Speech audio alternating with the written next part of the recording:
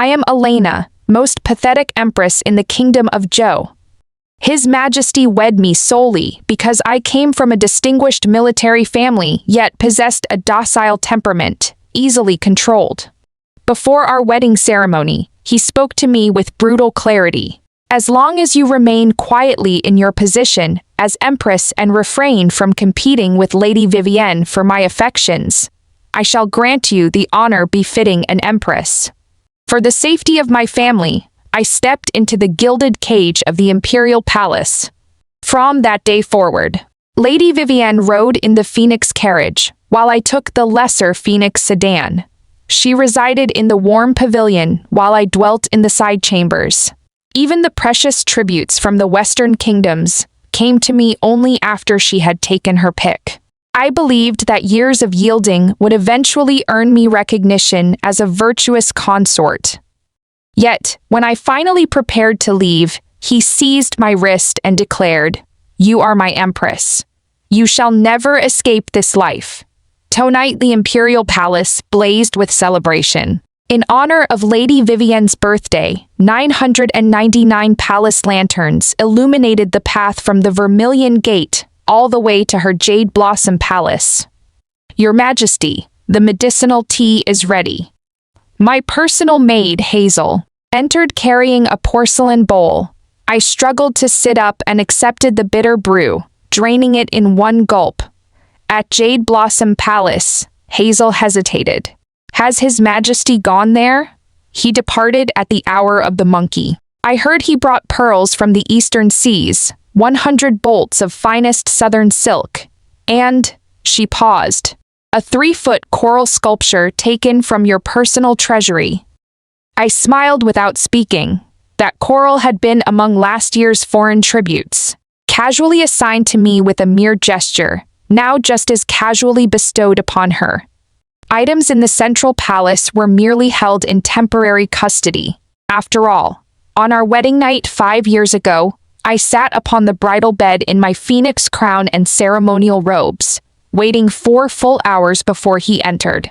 Reeking of wine, he never lifted my bridal veil, simply addressing me directly. Elena Blackwood, now that you have entered the palace, I shall speak plainly. I married you because you are of the Blackwood lineage, because you are gentle and virtuous. As long as you remain quietly in your position and refrain from competing with Vivienne for favor, I shall preserve your imperial dignity. Beneath my veil, 16-year-old me nodded. Your humble consort understands. I did not truly understand then. Father commanded the frontier garrison. His military achievements threatening the throne. The late emperor's arranged marriage was political balance. Adrian held another in his heart, yet was compelled to name a Blackwood daughter as Empress. This was compromise. In this entire arrangement, no one had asked what I desired. Your Majesty. Hazel's startled cry pulled me from my reverie. This time blood had genuinely come up, not the pretense of previous occasions. I shall summon the court physicians. Hazel turned to run. Stop. I wiped my lips clean. Tonight, all attending physicians are at Jade Blossom Palace. Don't invite humiliation, but bring water.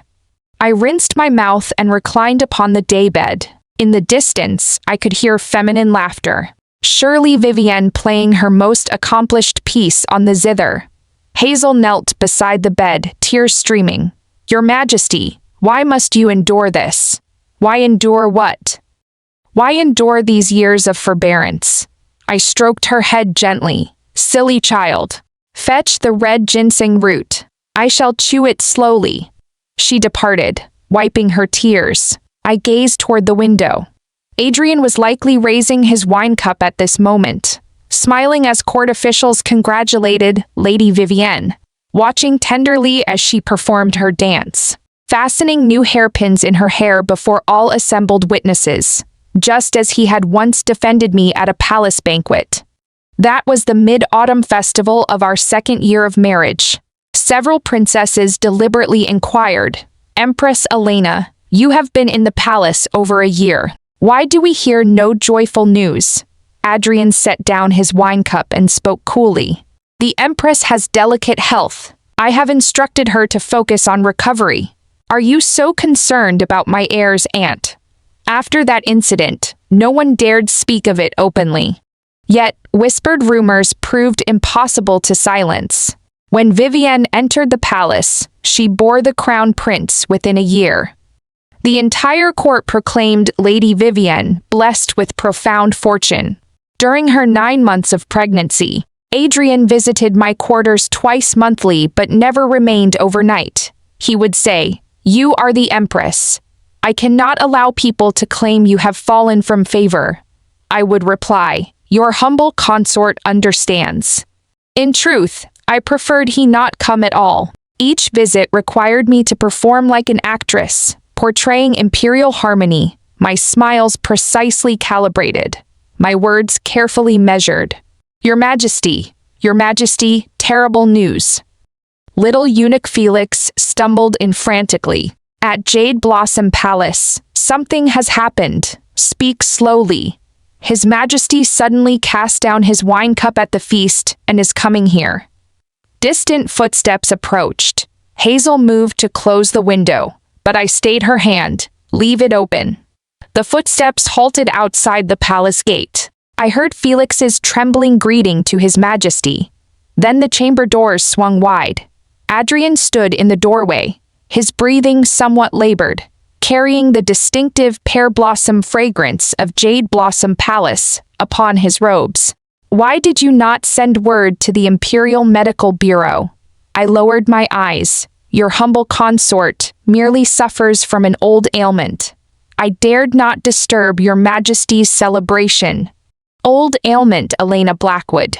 Do you take me for a fool? You have been coughing up blood for 6 months, and today you cannot even rise from bed." I attempted to withdraw my hand, but his grip tightened. "Your Majesty, you are hurting your humble consort." Hazel and Felix had long since prostrated themselves, trembling in terror. "Summon the Imperial Medical Bureau. All physicians on duty tonight shall kneel outside the central palace until the Empress recovers." "Your Majesty must not." I struggled to sit up in alarm. "Today is Lady Vivienne's birthday. If you act thus, how should I act?" he interrupted. "Elena Blackwood, do you believe I should remain perpetually at Jade Blossom Palace, never setting foot in the central palace? Your humble consort dares not suggest such. Only that Lady Vivienne celebrates her birthday today. Should your Majesty's concern for your humble consort spoil the occasion? I would be guilty of unforgivable transgression." Unforgivable transgression. He repeated these words slowly, then straightened. "Elena Blackwood, are you so afraid of my remaining in the central palace?" I made no answer.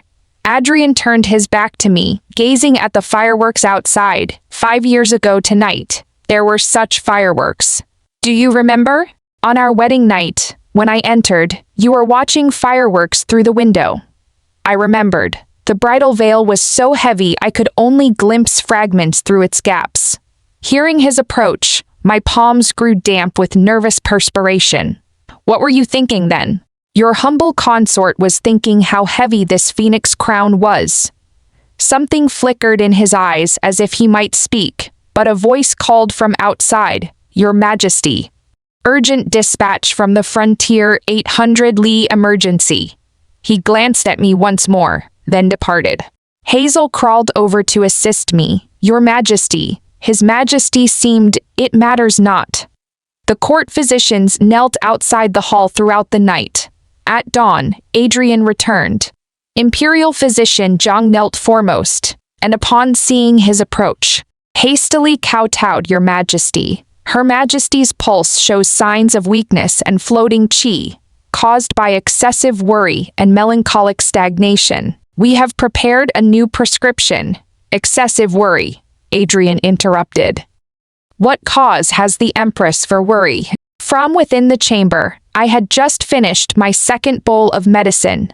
Physician Zhang struggled for words before finally saying, "This, your humble servant, is ignorant." "Ignorant, then kneel until enlightenment arrives." He pushed through the doors. I attempted to rise in greeting, remain lying. He did not sit, instead standing beside my daybed, studying me. His gaze moved from my pallid face to my exposed wrist, where an old scar marked the skin. How did this scar come to be? Instinctively, I pulled back my hand. But he grasped my wrist more firmly. In childhood, an accident. An accident created such a deep scar. Tell me the truth. I was 13, my brother Edmund only 7. He had been playing in father's study, accidentally toppling a porcelain vase. Without thinking, I threw myself forward to shield him. My wrist was sliced by the sharpest shard, the wound reaching bone. When father returned, blood had soaked half my sleeve. He gathered me in his arms and rushed to the military physician, his hands trembling throughout the journey. That was the first time I saw the legendary General of National Defense with tears in his eyes. I was protecting an old friend. Your humble consort cannot recall clearly. Your father was the same, shielding his subordinates. He took 3 arrows in his back, yet defended the city gates to his last breath. 5 years ago, in the Battle of the Northern Plains, father died exactly thus. During the enemy's surprise assault, he personally led 300 elite guards in a desperate rearguard action, allowing surviving forces to retreat within the pass. When reinforcements arrived, his body bristled with arrows, yet he still stood before the city gates, spear in hand, having allowed no enemy to cross his line. Victory and death arrived simultaneously in the capital. Father should have received proper funeral honors, but court officials accused him of rash advancement and glory-seeking. To quell controversy, Adrian hastily ordered burial, leaving no time for mother to see him one final time. On the funeral day, I knelt in mourning robes before his spirit tablet. Adrian came, standing beside me in dark robes, speaking softly. Your father was a hero. I shall not let his sacrifice be in vain. I kept my head bowed as tears fell to the ground, biting my lips to silence until he departed. Empress. Adrian's voice returned me to the present. I realized I was drenched in cold perspiration, and he was frowning with concern. Your color is very poor. Were you thinking of your father? I shook my head, forcing a smile. Merely dizzy. Physician Zhang says you suffer from melancholic stagnation. Elena Blackwood, what causes this melancholy? I dared not meet his eyes. Your humble consort has no such affliction. None. Then explain why each time I visit, you appear as though undergoing torture. Commotion arose outside. Someone had come but was being detained. Faintly, I could hear Vivienne's soft voice. Adrian heard it too, yet remained motionless. Your Majesty, Lady Vivienne has arrived. Let her wait. Answer my question. I drew a deep breath and met his gaze directly. What does your Majesty wish from your humble consort? Joyful welcome of your imperial presence. Yet each time your Majesty visits, is it not to remind your humble consort what she should and should not do? Your humble consort merely observes propriety. What fault lies in this? Adrian's expression turned cold. He slowly rose, looking down at me from his height. How admirably proper. Elena Blackwood, do you believe I owe you some debt? Your humble consort dares not think so. Dare not. He braced his hands on either side of me, forcing eye contact. Then explain why. Every anniversary of your father's death, you secretly burn paper money in solitude. How could he know? I had dismissed all attendance. I had been certain. Do you imagine there is anything I do not know? Elena Blackwood, nothing escapes my awareness. You despise me, do you not? Despise me for denying your father grand funeral rites, for making you Empress yet neglecting you, for favoring Vivienne over you. Is this not so? Tears welled up. I blinked frantically, trying to force them back, yet they still fell. Outside, Vivienne's voice carried tearful pleading. Your Majesty, I know my transgression. I beg you to see me. Adrian rubbed his temples. Rest and recover. He turned to leave. Your Majesty, he stopped without turning back. Your humble consort bears no hatred for you. Hatred is too exhausting. I am simply weary. Physician Zhang, enter and take her pulse. The doors opened and closed.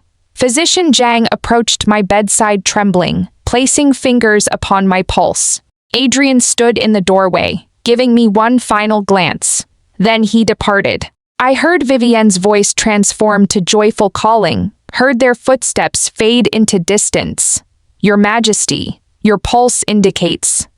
Physician Zhang began hesitantly.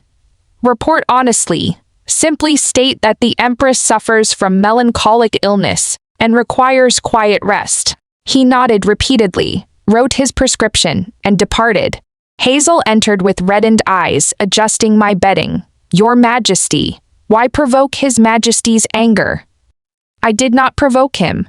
I simply realized that performing for so long, even I began believing the pretense. Your Majesty. Hazel, do you remember what I most enjoyed before entering the palace? She considered. You loved riding horses and archery, and visiting the Western District to hear storytellers narrate tales of wandering heroes. Indeed. Ansei had been a Blackwood daughter who could ride at full gallop and draw a bow, who thrilled to tales of swordsmen wandering the realm seeking justice. When had I become an empress who spoke only of humble understanding? Was it that wedding night, when he said I need only be obedient? Or earlier still, when I realized these phoenix robes represented both Blackwood glory and chains? Your Majesty, you are weeping. Hazel frantically dabbed at my face. Only then did I notice tears streaming down my cheeks. It matters not. I grasped her hand. Hazel, if someday, should there come a day when I no longer serve as Empress, would you accompany me? She nodded emphatically. This servant swears to follow your Majesty unto death. Outside, full daylight broke as the court physicians dispersed. 3 days after the frontier emergency dispatch arrived, Adrian again visited the central palace. I was copying sutras at the time Buddhist texts that Lady Vivienne had sent the previous day, claiming their transcription could eliminate karmic obstacles and accumulate merit. Hazel had wanted to tear them apart, but I prevented her, copying 2 pages daily instead. I wrote slowly, not from devotion, but because copying sutras provided legitimate excuse to see no one and think of nothing.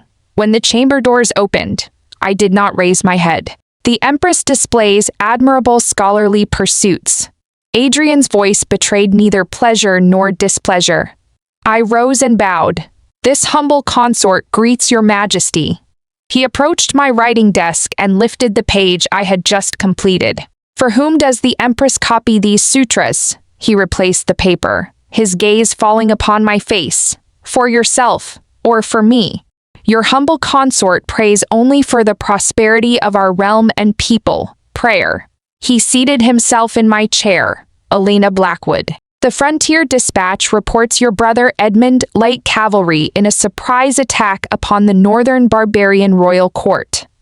Though victorious, he lost 3,000 elite troops. Court officials accuse him of rash glory-seeking, identical to his father's behavior years ago. What is your opinion? Military and state affairs are beyond your humble consort's presumption to judge.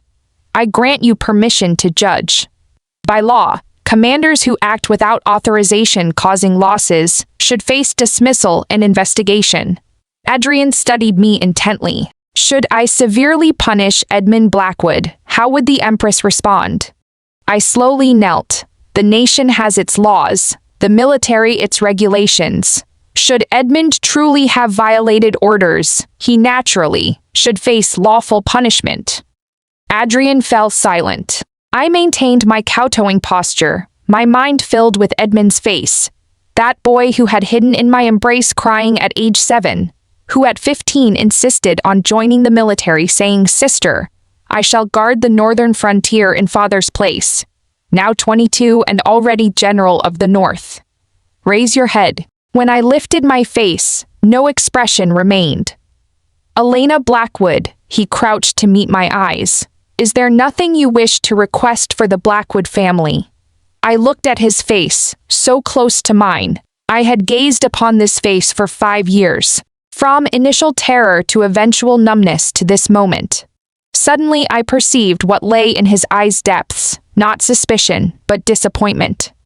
He was disappointed that I had not pleaded, had not wept, had not grasped his robes in supplication like ordinary women might.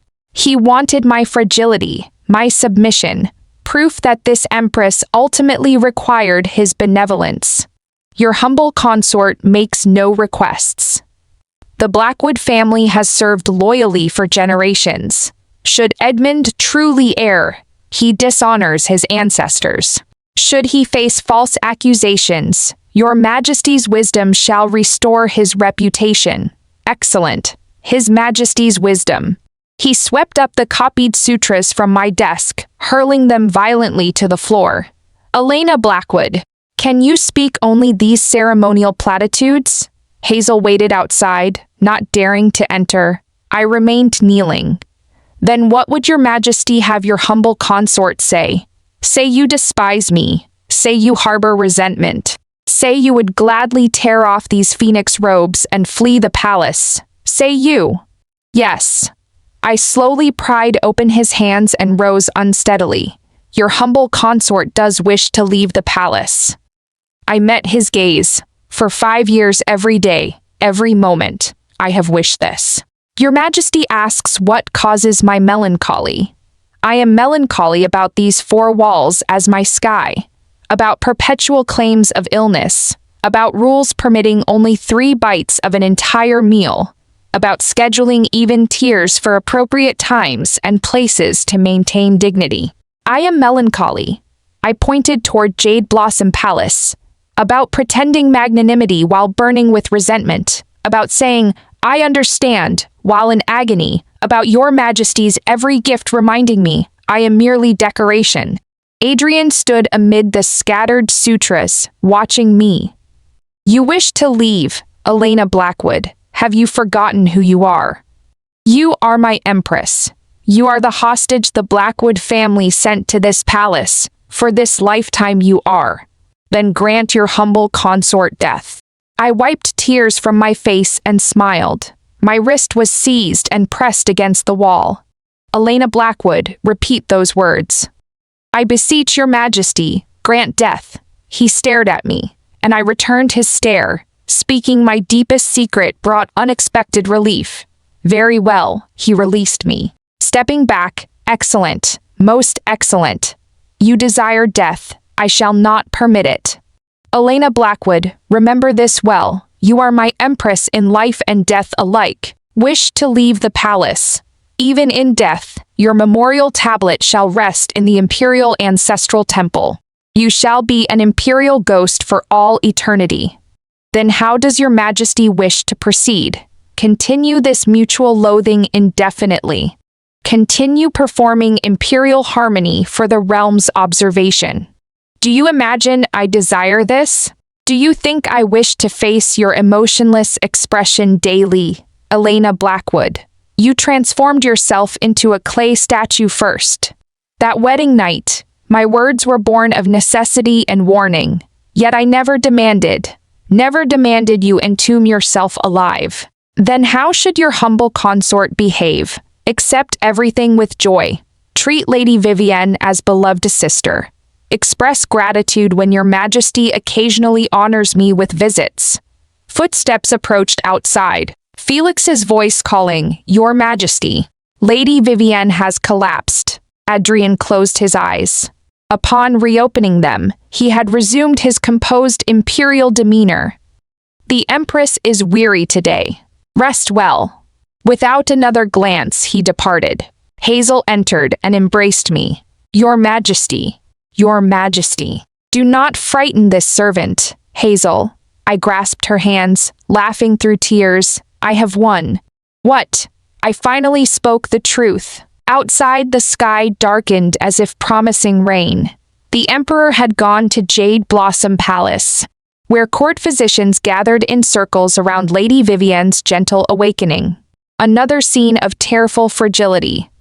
7 days later, the central palace suddenly bustled with activity. First, the imperial wardrobe delivered 12 bolts of newly tribute silk, claiming His Majesty's gift for the Empress to fashion spring garments. Next, the Palace Furnishings Bureau delivered a purple sandalwood carved bed, stating the Empress's delicate health required quality rest. Even the imperial kitchen sent supplements 3 times daily: ginseng, bird's nest soup, snowfrog essence, filling our pantry shelves completely. Hazel observed the accumulating gifts. Your Majesty. His Majesty's intent seems offering sweets after delivering blows, a familiar tactic. Yet this seems excessive. I hear Lady Vivienne's palace has been remarkably quiet recently, with His Majesty not visiting once. Indeed. Then she must be growing anxious. As if summoned by my words, Felix rushed in frantically. Your Majesty. Lady Vivienne approaches. She has reached the palace gates. How swiftly she came. I adjusted my robes and had barely reached the main hall when Vivienne entered. She wore crimson palace attire today, with paired lotus blossom hairpins adorning her temples. I greet Empress Elena. She curtsied gracefully. Sister need not stand on ceremony. I took the principal seat. Bring a chair. She sat but remained silent. Does sister visit with particular business today? Vivienne lifted her eyes. Sister speaks strangely. Can I not visit simply to see you? Hearing of sister's recent illness, my heart has been troubled with concern. Sister's thoughtfulness is appreciated. I have recovered considerably. How wonderful. Actually, sister, I come with words, uncertain whether they should be spoken. I lowered my gaze, turning the jade bracelet on my wrist. Sister may speak freely. Regarding the Imperial Medical Bureau. Recently, I felt unwell and summoned Physician Zhao for consultation. During conversation, he mentioned, in these past months, besides Physician Zhang, a Physician Laurent has frequently visited the Central Palace. Physician Laurent was the youngest court physician, who 3 years ago had prescribed treatments when my monthly courses became irregular, successfully restoring my health. During my recent illness, he had indeed visited several times, but only several times. Physician Laurent possesses excellent medical skills. What impropriety exists in my summoning him? Naturally, none, Vivienne smiled gently. Only sister, I heard this Physician Laurent remains unmarried. Moreover, each central palace visit lasts over half an hour. In these deep palace halls, gossip spreads easily. I fear malicious tongues might damage sister's reputation. I raised my eyes to study this woman 2 years my junior, who had climbed to the position of imperial noble consort through more than mere beauty. Sister worries needlessly.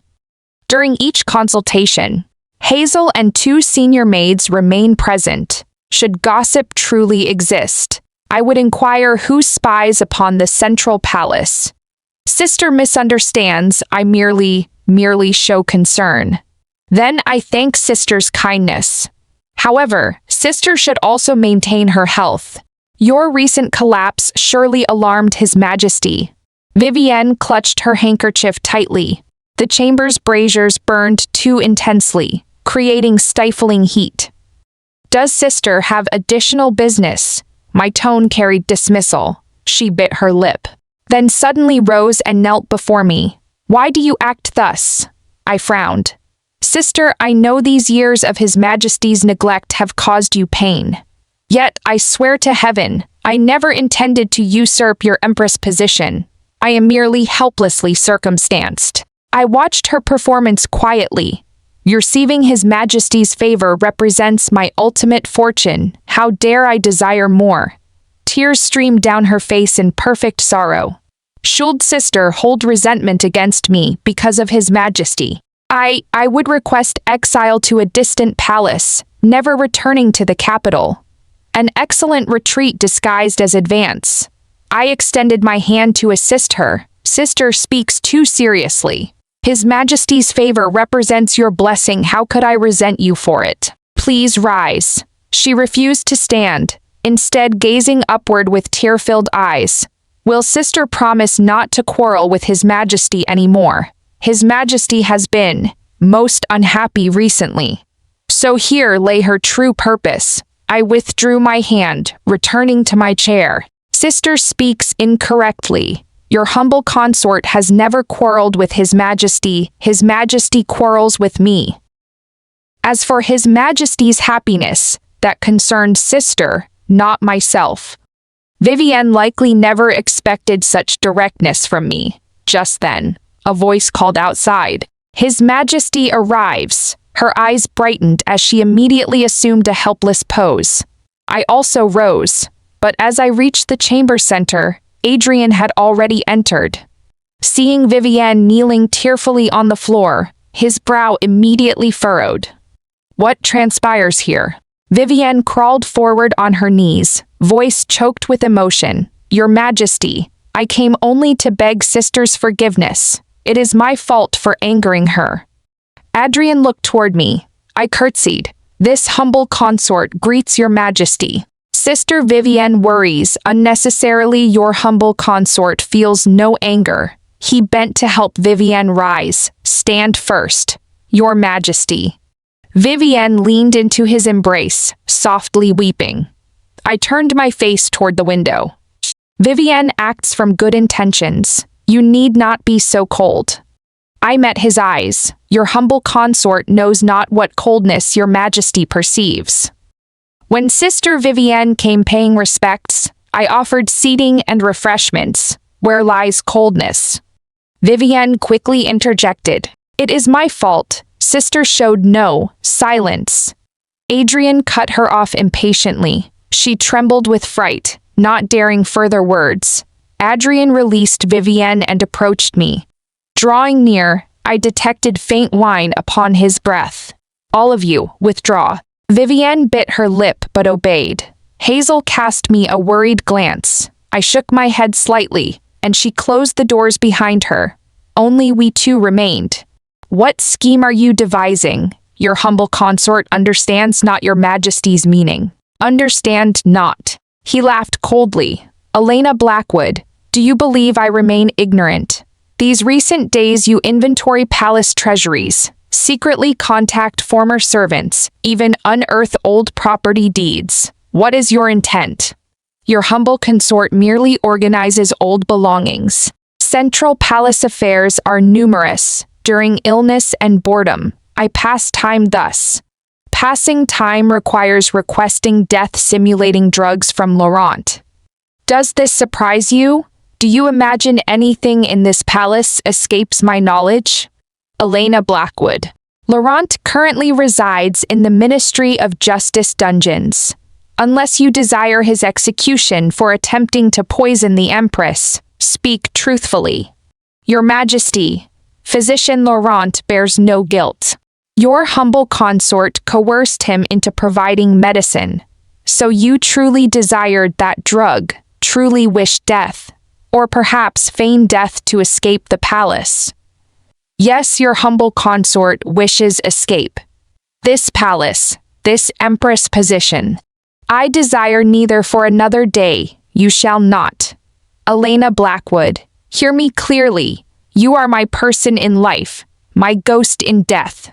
Escape the palace, only over my corpse. Then grant your humble consort death. You. He raised his hand. I closed my eyes. The blow never fell. After a long moment, I opened my eyes to find him staring intensely, his chest rising and falling rapidly. Excellent. He suddenly laughed, a sound more painful than weeping. Excellent. Elena Blackwood, you are ruthless enough. I shall not kill you, nor permit your death. But remember this, from today forward, no Central Palace resident may venture outside.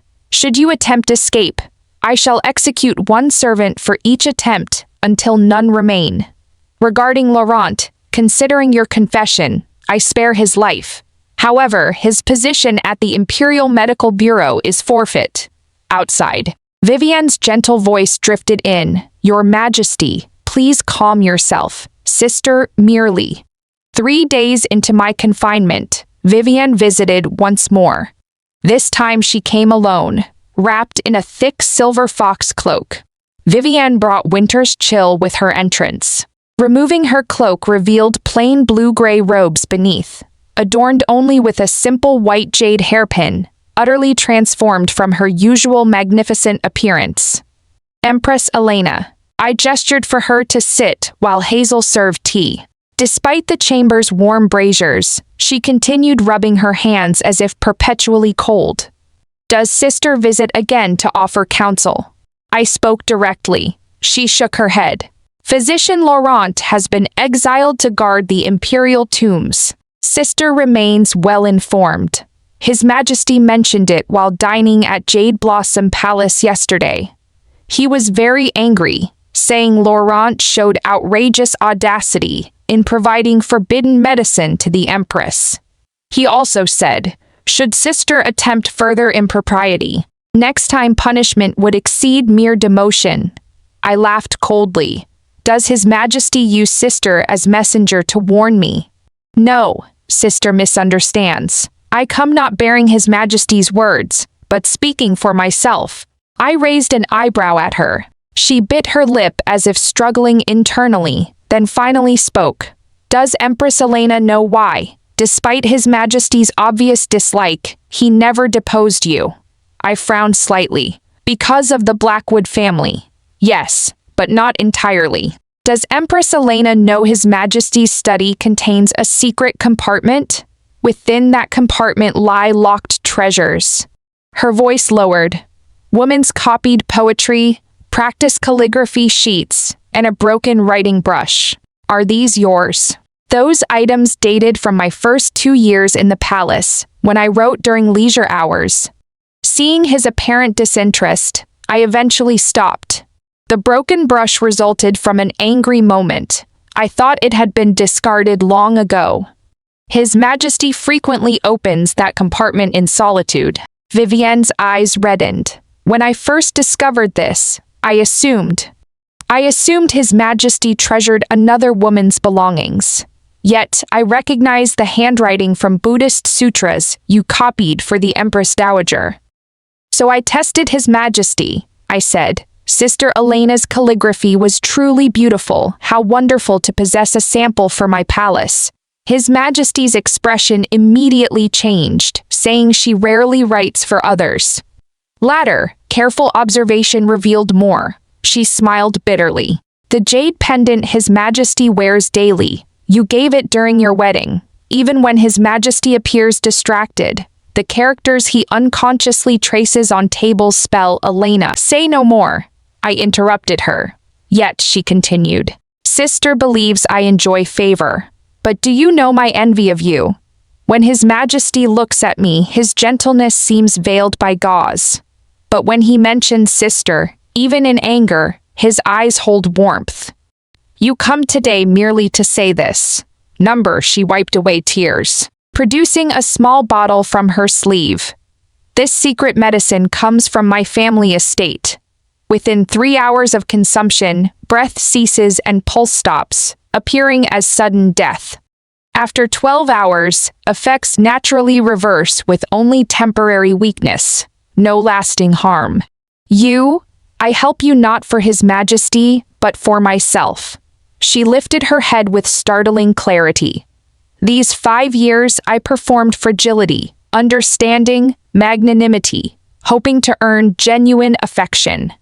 Yet that day, when you declared wanting to leave the palace, His Majesty's loss of composure made me understand one truth. The man I fought for all my life already harbors another in his heart, and that person desperately wants to escape. Escape, Empress Elena. I shall arrange everything, the examining physician, burial attendants, coffin bearers. All will be my people. With my departure, you could become Empress. Is this your desire? Vivienne laughed with profound sadness. Indeed, I once dreamed of nothing else. She moved to the window, gazing at the overcast sky. Yet when you said this Empress position holds no appeal, I suddenly understood. Stolen goods ultimately belong to others. Like His Majesty, I fought 5 years for his favor, bore his son, yet his heart never resided with me. Do you know the ultimate irony? Now I think. Should you escape successfully, that would be wonderful. At least one person in these deep palace halls would be free. I studied her. This woman I had considered an enemy now seemed both foreign and familiar. Are you not afraid of His Majesty's wrath upon discovery? Terrified. Therefore, I need Empress Elena to perform a final drama, the tale of a noble consort driving the Empress to death. After consuming this medicine, you will appear to die. I shall leave evidence suggesting jealous resentment drove me to poison you. His Majesty's fury will cost me favor. My son given to other consorts for raising, this represents my payment. But your family? Chancellor Vivienne will face implication. Father long advised my withdrawal. My obsession was mine alone. Besides, sister, do you truly believe His Majesty would severely punish the Vivienne household? Mere appearances matter. His Majesty requires civil officials to balance military power without the Blackwoods. The Viviennes must remain. She spoke truly. Adrian remained an emperor. In imperial calculations, emotions always yielded to power. But you, I looked at her youthful face. You are only 24 years old. 24 represents old age in this palace. I have reached clarity cold palace or distant residence. Either surpasses performing a lifelong soliloquy. Vivienne redonned her cloak. The medicine remains here. Sister must decide herself. The doors opened and closed as she vanished into twilight's approach. I sat alone in the chamber as Hazel quietly entered, watching me with concern. Your Majesty, Lady Vivienne's words. Hazel, if opportunity arose to leave the imperial palace, requiring death as payment, would you accept? She knelt without hesitation. This servant would gladly accept, following your Majesty anywhere. I smiled through sudden tears. In these deep palace halls, I was not the only soul yearning for escape. I gripped the bottle tightly, gazing toward the palace wall's distant horizon. Beyond lay vast heavens and earth. Beyond lay the life I should have lived. 3 days later, Hazel made final preparations for our journey. 2 sets of coarse cloth garments, several small silver ingots. Are you afraid? She shook her head firmly. Not afraid. This servant follows your Majesty's destiny. 3 catcalls sounded outside Vivienne's arranged signal. Time arrives. Hazel opened the rear window as 2 shadowed figures silently entered, kneeling in respect. We greet your Majesty. Lady Vivienne sent us to escort you. Y'all preparations complete. Yes, the Western Gate guards have changed shifts. Physician Liu and attendant Zhang await outside. The coffin rests in the ancestral hall's side chamber. With funeral procession at dawn tomorrow, after consuming the medicine, your Majesty will appear deceased for approximately 3 hours, recovering after 12. We shall meet your Majesty at the imperial tombs and escort you from the capital. What of Lady Vivienne? Lady Vivienne will fall gravely ill tomorrow. His Majesty will believe she poisoned your Majesty from jealous hatred, then attempted suicide from guilt. I consumed the potion. Your Majesty. Hazel suddenly grasped my hands, tears streaming. This servant, foolish child. This represents rebirth, not farewell. Her crying intensified. Help me to the bed. My voice began floating. Hazel and the guards assisted me onto the bed as vision gradually blurred. Hazel, should I fail to awaken, depart alone? No, your Majesty will awaken. I knew not how long unconsciousness lasted. Occasionally distant voices reached me. Your Majesty has passed away. No, revive her. If she cannot be saved, you shall all join her in death. Your Majesty, Please accept our condolences. Be gone. All of you, be gone. Summoning seized my hand, burning hot, trembling. Elena Blackwood, awaken. I was wrong, truly wrong. Return to consciousness, and I shall grant anything you desire. You wish to leave, and I shall release you. You wish to ride, and I shall provide horses, whatever you desire. Only return to consciousness. I wanted to open my eyes, yet could not move a muscle. Your Majesty, another voice spoke. Vivienne's, this is my transgression. I acted foolishly in my moment of confusion, adding poison to sister's tea. I deserve 10,000 deaths. You, why? Because I harbored hatred. Hatred that your Majesty's heart holds only the Empress. Hatred that she occupies the Empress position without loving you. She wept. I know my error. I beg your Majesty grant death. Not so easily granted. Confine her to the cold palace without my explicit permission for visitation. Your Majesty, your Majesty. Voices faded into distance. Elena, do not abandon me. I cannot exist without you. His hand never released mine, tight, painfully tight. Outside commotion arose as the imperial wardrobe prepared white banners and mourning garments, distant weeping of uncertain sincerity. At the ancestral hall's side chamber, I lay within the coffin, hearing footsteps outside. All examinations complete? Completed. Your Majesty is truly departed. Alas, such a fine Empress, how could she suddenly? Speak less, mind your head. The coffin was lifted, swaying as we proceeded forward. I heard funeral music, weeping, then rhythmic marching steps. We must have reached the imperial tombs, 12 hours from last night's midnight hour until now. It should be time. Vivienne's agents loosened the nails. Your Majesty, please follow us. They helped me from the coffin, offering a thick cloak. Hazel emerged from hiding, embracing me with tears and laughter. No delays, depart quickly.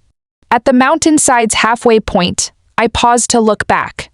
The imperial capital spread distantly with scattered lights. That palace which had imprisoned me 5 years appeared so small, so remote. Your Majesty, let us go. The descent proved lengthy, but dawn approached. At the mountain's base waited an unremarkable carriage. An elderly coachman nodded without questions upon our arrival. I entered the carriage as Hazel followed. The guards stood outside, bowing deeply. Your Majesty, farewell. May your journey south bring peace. Convey my gratitude to Lady Vivienne and to all of you. They shook their heads. We were orphans whom Lady Vivienne rescued. This represents repayment. We are even. Hazel leaned against my shoulder. Lady Elena, where shall we travel? South, where I hear spring arrives early and pear blossoms cover mountains like snow. Shall we ever return? Never again. Never again. 3 years later, spring rain had fallen steadily for 3 days before finally clearing this morning. I opened the embroidery workshop's second-floor window as voices drifted up from below.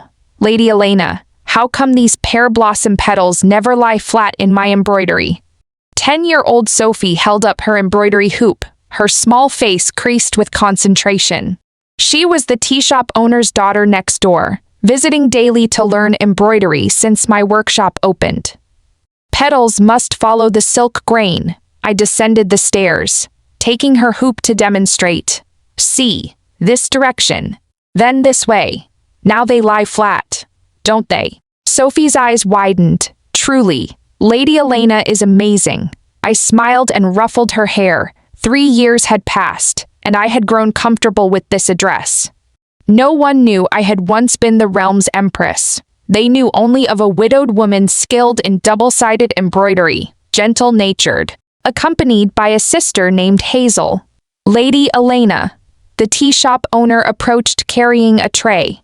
Fresh osmanthus cakes, try some. I accepted with thanks as Hazel returned from hanging embroidered goods in the rear courtyard, her eyes lighting at the sight. Mrs. Wang's cooking is the finest. We three sat drinking tea and eating sweets. Such days felt dreamlike in their tranquility. Did you hear the Emperor plans another southern tour, possibly passing through our prefecture this time? My hand trembled, nearly spilling tea. Hazel glanced at me nervously. Indeed, certainly. The authorities have begun clearing roads. Mrs. Wang continued chattering. Strange thing, the Emperor reigned 13 years, never leaving the capital initially. Yet these past 3 years he tours annually. Some say he searches for someone. Who? Sophie asked curiously. How would we know imperial affairs? Mrs. Wang waved dismissively, then sighed. Poor Emperor though. 3 years ago when Empress Elena died he never remarried. I hear the noble consort remains ill, unfit for duties, such a vast palace without proper management. Lady Elena, your complexion appears poor. Are you weary? Mrs. Wang inquired with concern. Nothing serious. I forced a smile. Worked late last evening. After more casual conversation, Mrs. Wang departed with Sophie. Hazel bolted the door, watching me anxiously. Miss, perhaps we should travel elsewhere temporarily. Visit the neighboring county. I shook my head. Avoiding the first day cannot escape the 15th. Besides, I committed no wrong. Why should I hide? Despite brave words, my heart remained turbulent. That night brought nightmares.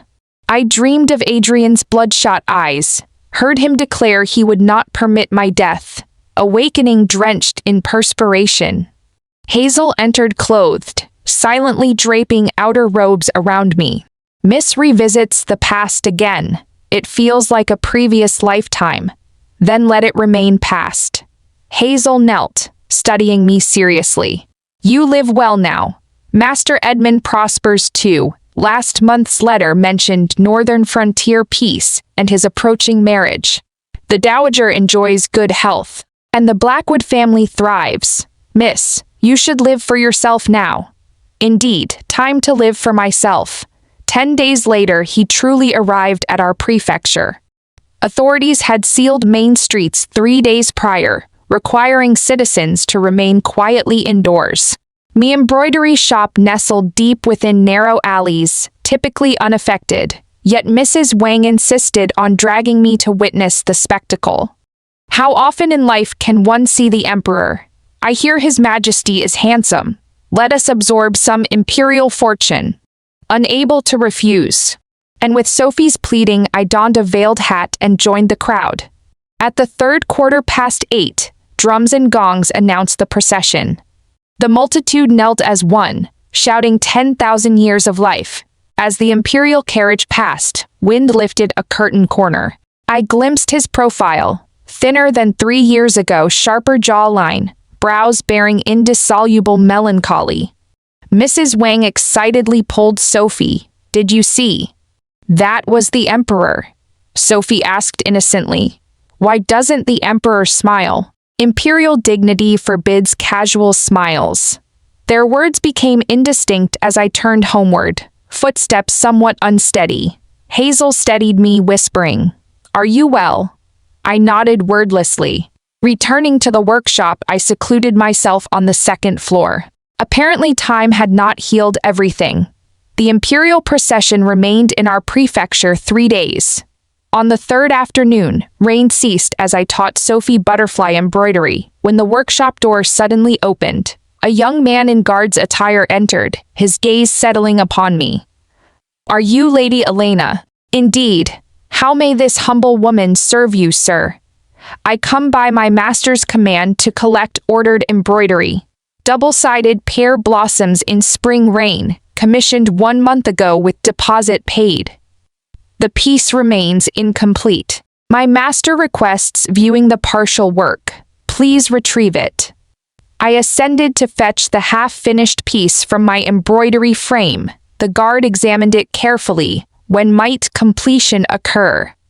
Another 10 days required. Excellent. I shall return in 10 days. He placed down a brocade box and departed. I opened the box to find not only 100 taels in final payment, but also a jade pendant. The one Adrian had worn for years, my wedding gift to him. Beneath the pendant lay a paper slip bearing only 2 characters. Are you well? I collapsed into my chair, body turning cold. He knew. When had he discovered? How had he learned? These 3 years of annual southern tours, had he been searching for me, miss? Hazel saw the pendant and grew frightened. What do we do? You take the embroidery for delivery. If that guard returns, tell him. Tell him Lady Elena has departed, return date uncertain. What of you? Fear not. He would not trouble you unnecessarily. If he truly intended capture, today would have sufficed. He was testing whether I wished to see him. 10 days later, I had resided in the neighboring county 3 days. Hazel sent word through intermediaries. The guard had collected embroidery and read my message, saying, "Convey to Lady Elena. An old friend wishes only her peace and joy, seeking nothing more." Seeking nothing more. Several days passed before the imperial procession departed for the capital. Upon my return, pear blossoms had scattered across the ground. The workshop remained unchanged save for an additional brocade box on the counter.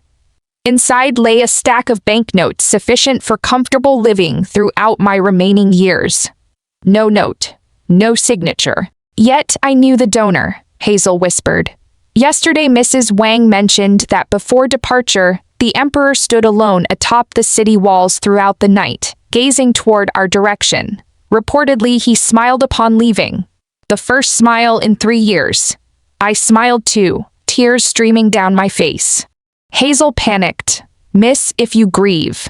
I feel no grief, only joy. Joy for his release. Joy for my freedom. Joy that we had finally forgiven each other. Another spring arrived. Edmund married, taking a northern frontier general's daughter as bride. He wrote inviting me to attend. Sister, come see the grasslands, witness skies you have never beheld. I declined but sent embroidered wedding gifts. Sophie's embroidery skills improved remarkably, now capable of independent work. Mrs. Wang arranged potential suitors. But the young girl shook her head. I want to earn my living through craftsmanship like Lady Elena, no rush for marriage. Hazel developed affection for a local schoolmaster, shyly seeking my counsel. I smiled while preparing her dowry, declaring our Hazel deserved magnificent nuptials. Days passed thus peaceful, fulfilling, authentic. This was the life I had always desired. Later, Hazel inquired, Miss, did you ever hate the Emperor? I considered, then shook my head. Hatred has ended. Then, did you ever love him? Perhaps once long ago, before learning to be understanding. But such matters no longer held importance.